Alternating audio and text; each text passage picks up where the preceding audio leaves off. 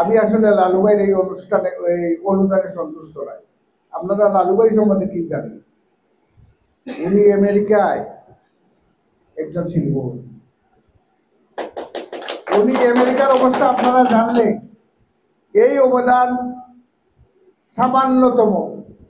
আমি আশা করব এই মহান ব্যক্তি, যার সাথে আমার অত্যন্ত সুসম্পর্ক, যার সম্বন্ধে আমি অনেক বেশি জানি, যিনির সাথে আমেরিকা থেকেও আমার সাথে উনার অনেক সময় যোগাযোগ হয়। উনি বিদেশে থেকেও আমাদেরকে যেভাবে পরামর্শ দিতেন, আজকে দেশে আসার পর থেকেও তিনি আমাদেরকে পরামর্শ দিচ্ছেন এবং এলাকার মানুষের জন্য ভাবতেছেন। এজন্য উনাকে আমাদের সংগঠনের পক্ষ থেকে আন্তরিক ধন্যবাদ।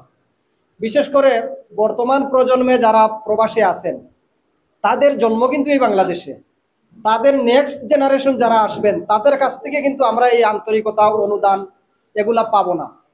আমাদের এখন স্বর্ণযুগ যাকে বলা হয়, আমরা বর্তমান প্রবাসী যারা আছেন, বিশেষ করে ইউরোপ আমেরিকাতে যারা, তাদের কাছ থেকে এলাকার মানুষের জন্য যদি আমরা এই এখন কিছু করতে না পারি, তাহলে আগামীতে আর এইসব করা সম্ভব না। বাংলাদেশের অর্থনীতির লাইফ লাইন হচ্ছে প্রবাসীরা। প্রবাসীরা অর্থনৈতিকভাবে ভূমিকা রাখতেছে, রাজনৈতিকভাবেও তারা কিন্তু মুখ্য ভূমিকা রাখতেছে এই প্রবাসীরাই। এই দেশের পট পরিবর্তনের পেছনে প্রবাসীরা প্রবাসে থেকে মুখ্য ভূমিকা রেখেছেন, যার কারণে দেশে যারা আন্দোলন করেছে এদের কিন্তু আন্দোলনের একটা শক্তি দরকার ছিল, প্রাণ শক্তি। সেই প্রাণ শক্তিটা প্রবাসীরা দিয়েছিল, সাপোর্ট দিয়েছে।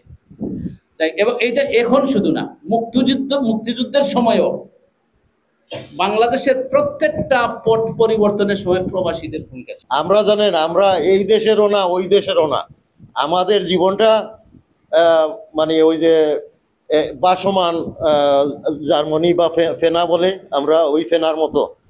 আমাদের ওই দেশে বলে আমরা বিদেশি, আমরা এইখানে আসলেও আমরা বিদেশি।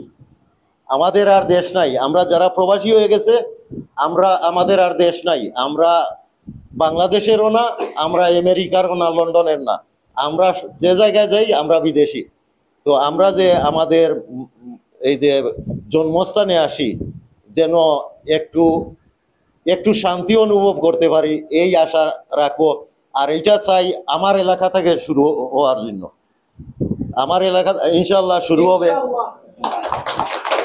আর শুধু প্রবাস থেকে না, আজকে এই যে আমি আমার আফিক ভাই, আমার দীর্ঘদিনের বন্ধু এবং বড় ভাই, উনি অনেক সংগঠন সিলেটের, আর ওই যে যুব উন্নয়নের সরকারিভাবে প্রশিক্ষণ বা সরকারি যে অনুদানগুলা, এইসব উনি এই এলাকায় যদি ব্যবস্থা করে।